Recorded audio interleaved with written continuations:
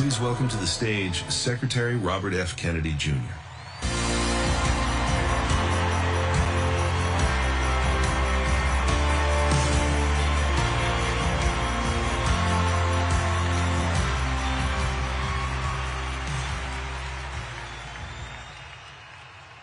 Charlie's overarching passion was his Christianity and his devotion to his God.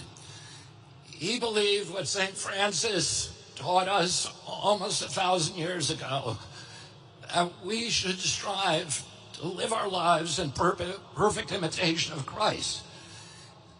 That we should turn every day and every moment and every interaction into a prayer. And Charlie understood the great paradox that it's only by surrender to God that God's power can flow into our lives and make us effective human beings. Christ died at 33 years old, but he changed the trajectory of history.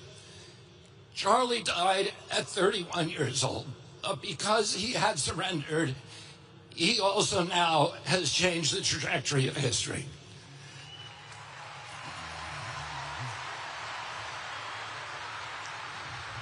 Charlie's other passion was free speech.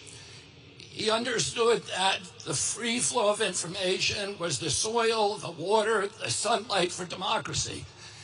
He understood democracy's great advantage was that our policies were formed by ideas that had triumphed in a marketplace of debate and conversation.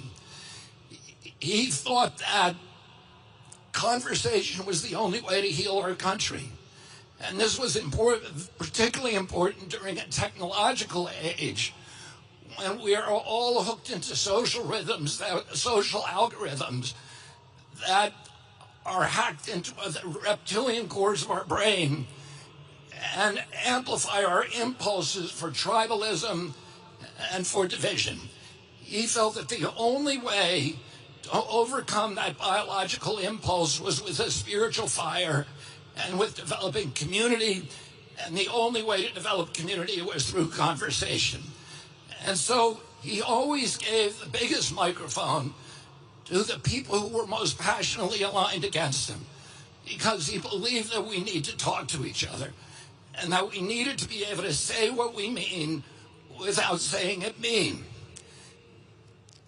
A few years ago, my brother David died, and I asked my mother, does the hole that they leave in you when they die, does it ever get any smaller? And she said to me, it never gets any smaller. But our job is to grow ourselves bigger around the hole. And we do that by taking the best qualities, the best, most admirable character traits of the person that died and integrate them with restraint, with discipline, with practice into our own character. And in doing that, we make ourselves larger and the whole gets proportionally smaller. But we also give a kind of immortality to the person who left us, because their work continues through us. A couple of days ago, my niece, or my granddaughter, left for college in Europe. Her mother noticed that she packed a Bible. When her mother asked her why she made that choice, she said, I want to live more like Charlie. And it's...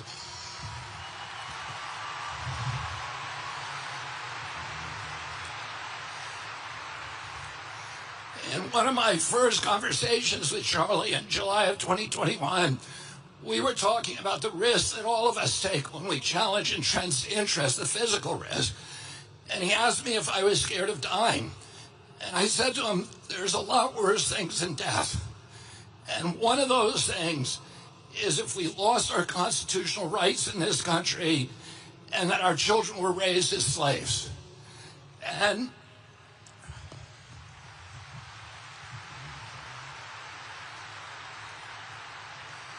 I said to Charlie, I said, sometimes the best consolation we can hope for is that we get to die with our boots on. Well, Charlie died with his boots on, and he died to make sure that we didn't have to undergo those fates that are worse than death. Oh, let's remember Charlie. He was, for those of us who were friends with Charlie, we don't need any more evidence of the love of God, because the evidence, the friendship, is the best evidence that God loves us all. Thank you, and God bless you.